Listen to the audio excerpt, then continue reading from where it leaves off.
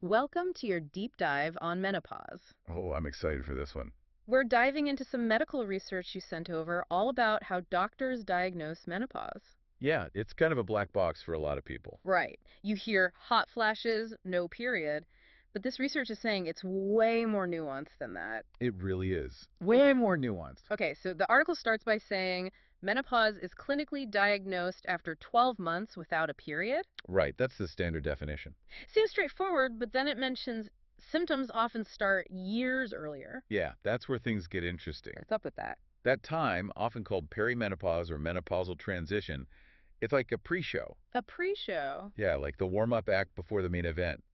Hormone levels start to fluctuate, and that's what triggers those early symptoms. So the body isn't just like on then suddenly off, it's more of a process. Exactly, it's a slow fade out, not a light switch. Which makes me wonder, wouldn't a lab test just cut to the chase? Why isn't checking hormone levels standard? You'd think, right, but it's trickier than it seems. How so? The article talks about FSH, follicle stimulating hormone. During menopause, FSH levels usually rise His because ovaries aren't responding to it anymore. that's it, like turning up the volume when someone's not listening. Ah, exactly. The thing is, FSH can be all over the place during perimenopause, so a single test might not be reliable. Ah, so you'd need multiple tests. The article mentions doing them weeks apart. And even then, it's really only helpful in certain situations after a hysterectomy, for example, where periods aren't a factor. So basically, if you're younger and your periods are acting weird, get checked out. Exactly. But if you're past 45 and having classic symptoms, Yeah, your doctor might just be like, yep, that sounds like menopause. case closed. Usually, yeah. The article did say there are some exceptions, though, like women with other conditions affecting their cycles. Right, right. But the important thing is, even without a formal diagnosis, if you're having symptoms, there are treatments. Oh, good to know. You don't have to just suffer in silence. Absolutely not. Speaking of symptoms, this article lists a whole bunch, not just hot flashes, but joint pain, brain fog, even heart palpitations. Yeah, it's pretty wide ranging. Was there anything in there that surprised you? You know what really stood out to me was the stuff about racial disparities. Oh, yeah, I remember that part. Like, black women often experience more frequent and more severe hot flashes compared to white women. And for way longer, too. Yeah, exactly. The average was 10 years compared to 4.5 years for white women. Wow, that's a huge difference. It really highlights how important it is for healthcare providers to consider these differences. One size doesn't fit all when it comes to menopause. So true. It makes you realize how much we still don't know about how this affects different people. Absolutely. And even how we talk about it, like a typical experience might not be so typical for everyone. Which leads us to the question if there's no one size fits all, how do doctors even begin to diagnose something so individual? Well, that's where this research gets really interesting. It talks about a framework called the Stages of Reproductive Aging Workshop. So the what now? STRAW, it's called. STRAW plus 10. Okay, catchy name. But break it down for us. Why should our listener care about this straw thing? Because it moves us away from thinking about menopause as this one event and more like a series of chapters. Oh, interesting. It's not just about period stopping, it's about understanding these phases of hormonal change so you can get the right support at the right time. So less like an on-off switch, more like a dimmer switch with multiple settings. Exactly. And knowing where you are on that dimmer switch can make a world of difference. Okay, I'm hooked. Walk us through these straw stages. What actually changes and when? All right, let's start with early menopausal transition. So this is where early menopausal transition, that's where you start to notice those subtle signs. Somehow. Like your periods might start acting a little different. Right how? The time between them, your cycles could get longer or shorter. Not drastically at first, but enough that you might notice. So if someone's listening and thinking, wait, that is happening to me, Could be a clue. doesn't mean panic, but it's something to pay attention to. Exactly. I mean, there are other reasons cycles change, but if you're in the age range where perimenopause usually starts, it's definitely worth mentioning to your doctor. Got it. So early signs, subtle stuff. What about the next stage, late menopausal transition? That's when those hormonal fluctuations really get going. Like things get more intense. You'll probably see bigger variations in your cycle length at that point, Okay. and more cycles where you don't ovulate at all. Uh-huh. Plus, that's prime time for hot flashes to make their grand entrance. Ah, yes, the hot flashes. The article mentioned they're common during this stage, but not every woman gets them, which I thought was interesting. Yeah, about 80% of women experience hot flashes, something like that. But that means a good chunk don't. Exactly. It really is different for everyone. Okay, so late stage is where things can get more noticeable. What about once you actually hit that 12-month mark without a period? Postmenopause, right? What's going on hormone-wise then? Things start to settle down. You're at a lower level of estrogen overall, and while you might still have some fluctuations, they're usually not as dramatic as during perimenopause. So does that mean once you're in postmenopause, the symptoms start to go away? Like, is it smooth sailing from there? I wish. For some women, yes, the symptoms do start to fade, Lucky them. but for others, they can linger for years. Really? Yeah. Even into postmenopause? Even then, yeah. And some women even find they develop new symptoms during postmenopause. Oh, no fair. It's all about how your body adjusts to these lower hormone levels. And unfortunately, there's no way to predict how that's going to go for each person. So it really is individual, which makes me wonder, with all these phases and variations, how do doctors even pinpoint where someone is on this journey? That's a really good question. You mentioned lab tests aren't always necessary, so what are they going off of? It's rarely a straightforward process, to be honest. Oh. Usually, the doctor will start by just talking to you. About what? Your symptoms, of course, Hmm. your medical history, if there's any family history of menopause symptoms, even your lifestyle. Trying to put together all the pieces of the puzzle. So they're looking for clues to see if your experience lines up with what we know about menopause. Exactly. They'll want to know things like your age, how regular your periods have been, what you're specifically experiencing now. And the good news is, if those symptoms are really impacting your life, they might recommend treatment options even before you officially hit menopause. So it's not about waiting for a certain date, it's about getting you feeling better. Precisely. That's reassuring. Now, that being said, sometimes your doctor will suggest blood tests to get a clearer picture of your hormone levels. Okay. Like we talked about before, that can be especially helpful in certain cases, like if you've had a hysterectomy, or even if you're using certain kinds of contraception that can make it hard to track your period. Right, it throws things off. Exactly. Yeah. But even if you do get blood work done, it's important to remember that those FSH levels, they can fluctuate. Sometimes you need multiple tests over time to get the full story. It's not just a one and done. Right. Got it. So staying in close communication with your doctor throughout this whole process is key. Absolutely. Now, I do want to touch on something the article mentioned, conditions that can be mistaken for menopause. Oh, right. Yeah. What are some things listeners should look out for? Like, when is it not just menopause? Well, that's why that initial conversation with your doctor is so important. So they can rule things out. Exactly. There are a lot of conditions that mimic menopause symptoms.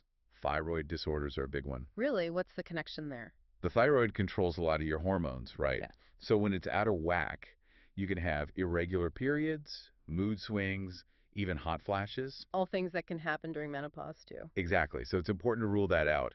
Usually, a simple blood test can tell you if your thyroid's the culprit. Good to know. Yeah. Any other red flags?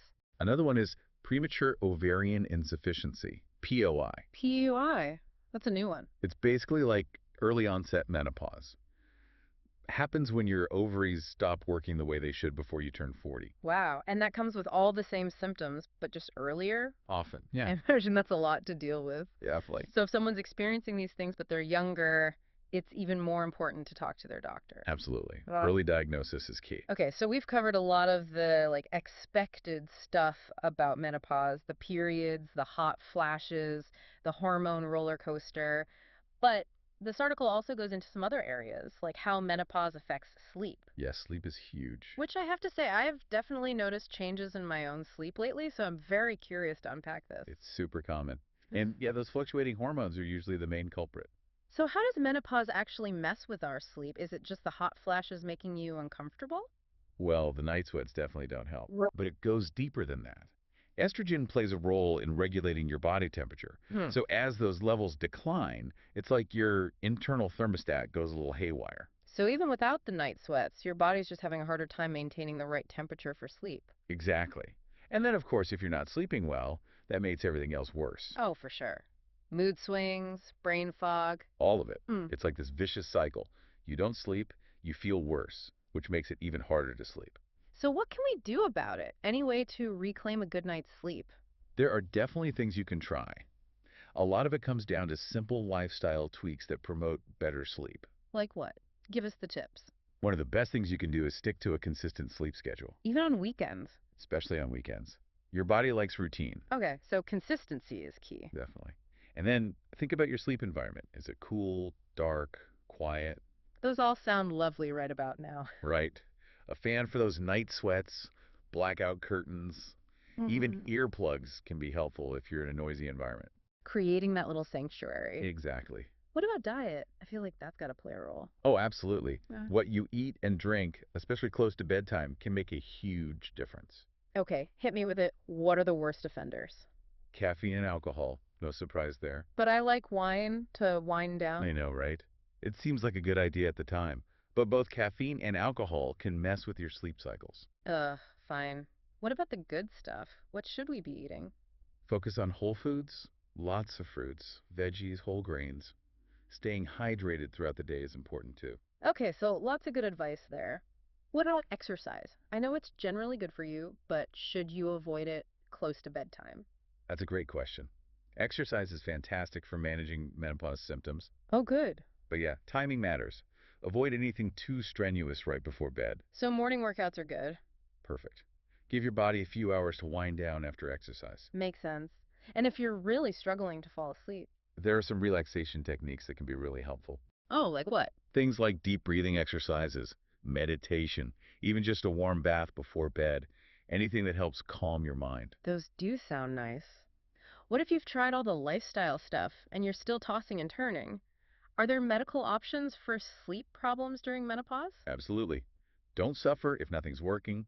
Talk to your doctor. There are over the counter sleep aids, and in some cases, they might even recommend prescription medication. Good to know you don't have to just put up with it. Exactly. Okay, so we've talked a lot about the physical stuff, but obviously menopause is about way more than just our bodies, right?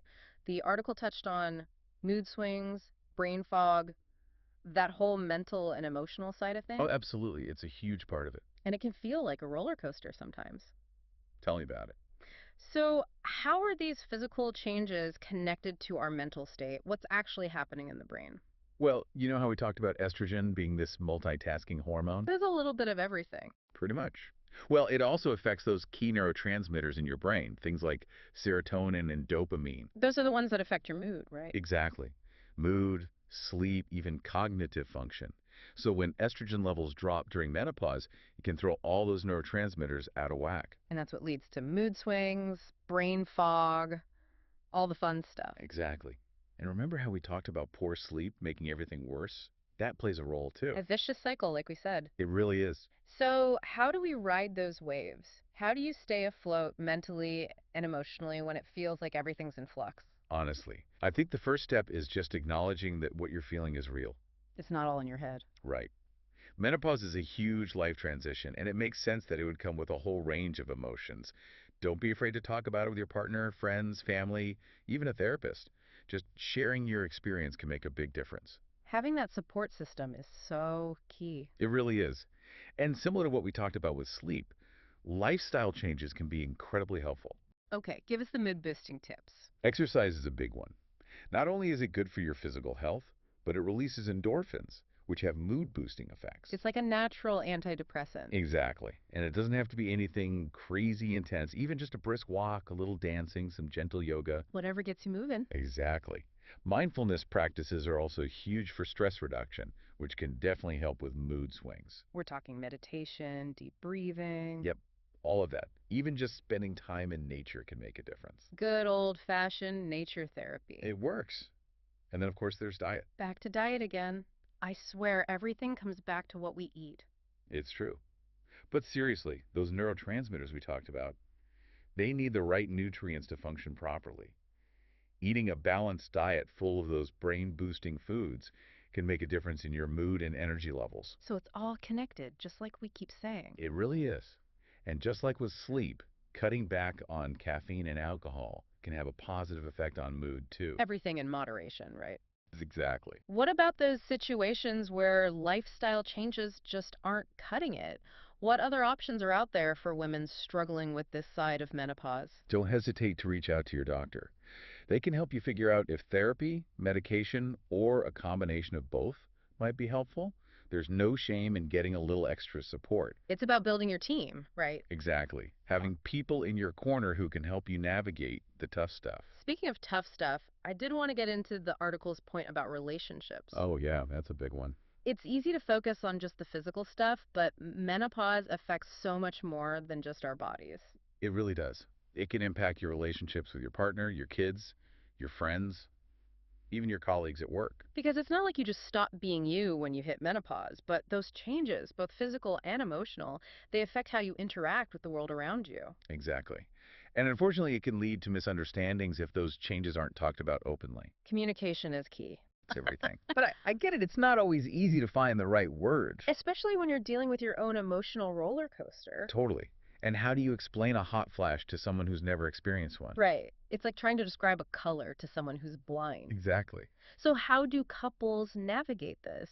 How do you bridge that understanding gap? It takes effort on both sides. Well, yeah. For women going through menopause, it's about finding ways to communicate your needs, even when it feels hard. And for partners, it's about being patient and understanding and trying to learn. Exactly. Creating that space where you can both be honest with each other without judgment. That's the ideal, anyway. It is. But it's important to remember that it is possible, even when it's hard. When couples can master that communication, it can actually make their bond even stronger. Weathering the storm together. Exactly. And it's not just about talking about the hard stuff, right? Right. It's about remembering to still connect with each other in all the ways you always have. Exactly. Spending quality time together, making each other laugh, Mm. those things are so important. And, keeping the romance alive. Ooh la la. Tell us more about that. Well, we talked about how menopause can impact intimacy physically and emotionally. Yeah. But it's important to remember that intimacy is still important for a healthy relationship. And there are ways to navigate those changes together. So, getting creative, communicating your needs. Yes. And don't be afraid to seek help from a professional if you need it. There's no shame in asking for a little guidance. None at all. Now, this is all great advice for romantic relationships, but as you said earlier, menopause affects all kinds of relationships. It does. What about those non romantic ones? How do we handle those? A lot of the same principles apply, honestly. Like communication. Especially communication. Like if you're a mom going through menopause and your teenage daughter is going through puberty at the same time. Oh, bless their hearts. Right. That can be tough. But if you can talk openly about what you're both experiencing, it can make a world of difference. Acknowledging the elephant in the room. Or should we say, the hormones in the room? Exactly. And beyond just talking, don't be afraid to lean on your support system. Friendships, especially with other women going through the same thing, can be so important during menopause. That shared experience is powerful. So powerful. It's like having your own cheering squad. And sometimes a glass of wine with your cheering squad is exactly what the doctor ordered. Couldn't agree more. Okay, so we've talked about lifestyle changes, communication, but what about the medical side of managing menopause? Are there actual treatments for this stuff? There are. You don't just have to grin and bear it. Okay, tell us everything. Well, one of the most well-known treatments is hormone therapy, or HRT. HRT, I've definitely heard of that. To be honest, I'm not totally clear on what it is. It's basically taking medication that contains estrogen, progesterone, or sometimes both. It's meant to supplement the hormones your body's not making as much of anymore. So it's like giving your body a little boost. Exactly. And for a lot of women, HRT can be really effective at reducing those tough symptoms. Hot flashes, night sweats, vaginal dryness, even mood swings. Seems like a miracle drug. It can feel like that for some women, but like any medical treatment, it's important to be aware of the potential risks as well. Right, because I know there's been some controversy around HRT in the past. There has, and it's not right for everyone. But the most important thing is to talk openly and honestly with your doctor, go over your medical history, and figure out if it's the right choice for you. So, what are some of the risks, just so our listeners are aware? Some studies have linked HRT to a slightly increased risk of certain health conditions, breast cancer, blood clots, stroke. But it's really important to emphasize that those risks are still relatively small. And for many women, the benefits of HRT outweigh those risks. It's about having all the information so you can make the best choice for you. Exactly. And if you and your doctor do decide to go the HRT route, They'll work with you to find the lowest effective dose and the shortest treatment duration possible to manage your symptoms. So it's not one size fits all. It's about finding what works best. Exactly. Now, for women who can't take HRT or just don't want to, there are other options, non-hormonal treatments that can be really helpful. Okay, tell me more about those. What else can you do if you're not doing HRT? Well, for hot flashes and night sweats, honestly, sometimes lifestyle changes can make a big difference on their own. So all that stuff we talked about earlier, the sleep hygiene, the diet. Exactly. Even just being mindful of your environment during the day, like wearing lighter clothing, staying cool, avoiding triggers like spicy foods or alcohol, can all help. So it's a holistic approach, really. It really is. And there are also medications that can help specifically with hot flashes, even if they're not specifically designed for menopause. Really? What kind of medications? Some antidepressants, anti-seizure medications, even some blood pressure medications have shown promise for reducing hot flashes. Huh. I would never have thought of that. It's definitely something to talk to your doctor about if those hot flashes are really impacting your life. Totally. What about vaginal dryness? We touched on that earlier, but are there treatments for that too? There are, and the good news is that most of the treatments are pretty simple. Over-the-counter lubricants and moisturizers work well for a lot of women. Okay.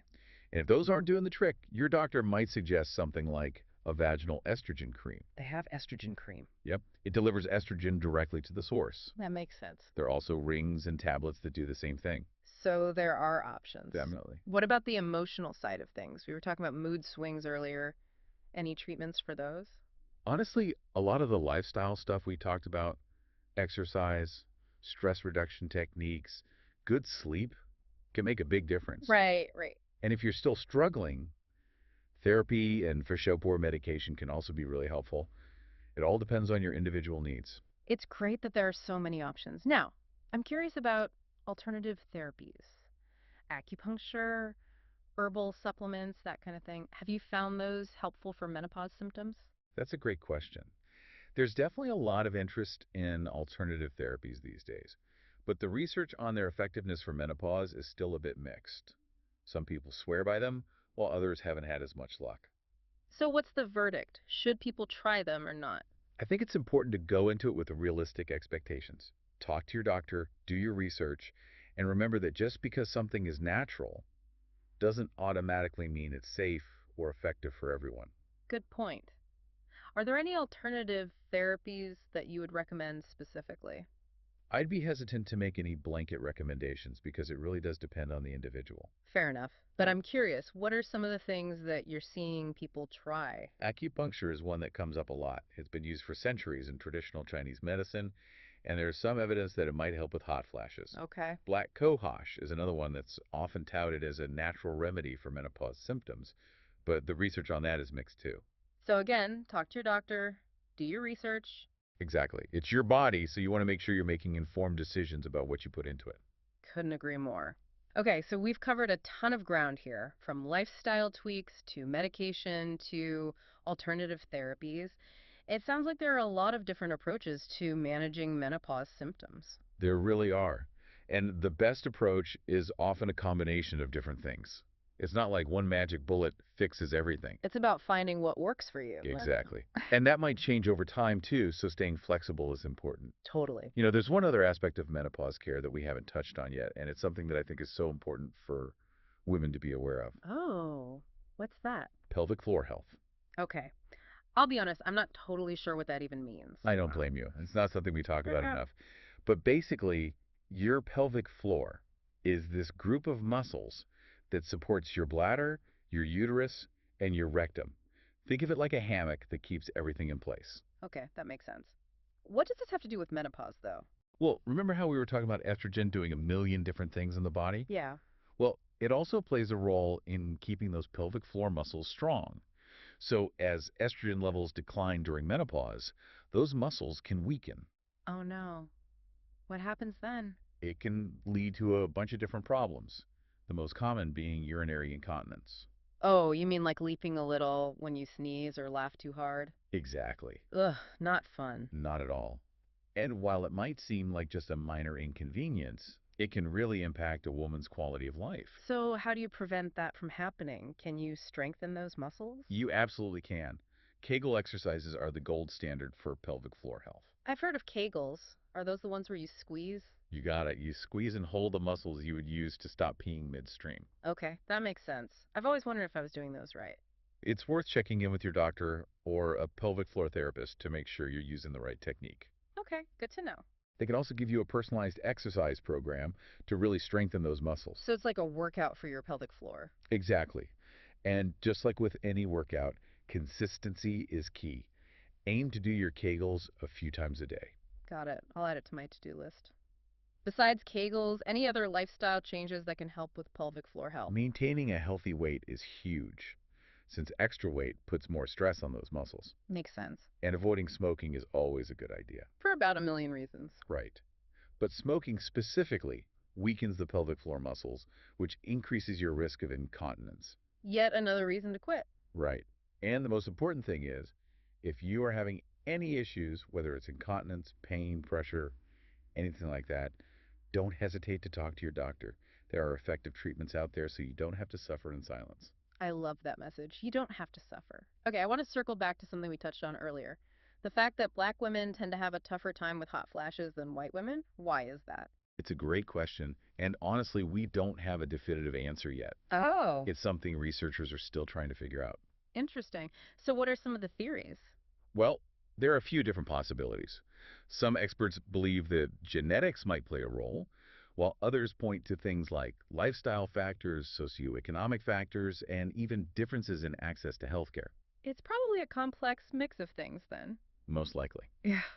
But regardless of the reason, it highlights just how important it is to acknowledge that menopause doesn't affect everyone equally. Right, everyone's experience is different. Exactly. And we need more research to understand those differences so we can provide truly individualized care. Well said. Now, we've talked a lot about the challenging aspects of menopause, but I don't want to paint a totally bleak picture here. It's not all doom and gloom, right? Definitely not. Menopause can be a really positive time for a lot of women. Okay, I'm ready for the good news. Tell me all about the upside of menopause. Well, for one thing, no more periods. Right. No more cramps, no more PMS, no more worrying about bleeding through your clothes. There's a whole new world of freedom. Exactly. And for a lot of women, menopause coincides with a stage of life where they feel more comfortable and confident in themselves.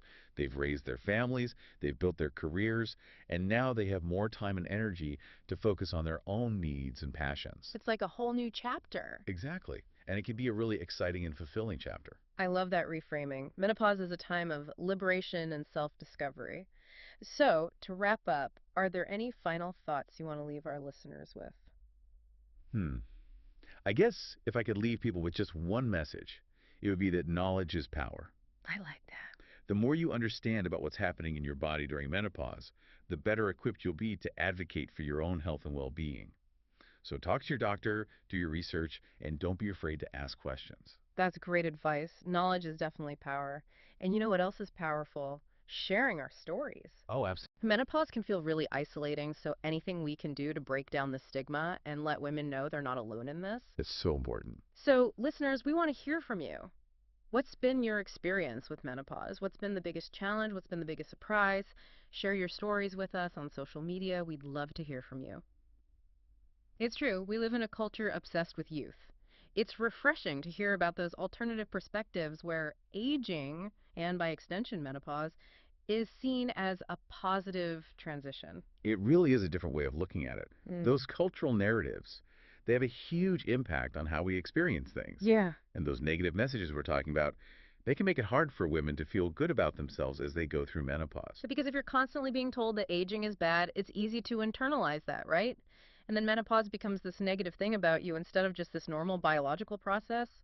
Exactly. And it can lead to women feeling ashamed or embarrassed, even having low self-esteem. Nobody deserves to feel that way. Mm-hmm. We need to challenge those negative messages and embrace the fact that aging is beautiful. Yes.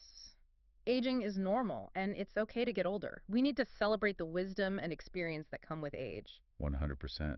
It's about reframing those messages we've been given and defining this experience on our own terms. I love that. Now, while we're on the topic of mental health and we've talked about mood swings and brain fog, I do want to touch on the more serious stuff too, like anxiety and depression. Yeah, important point. Menopause itself doesn't cause those conditions, right? Right.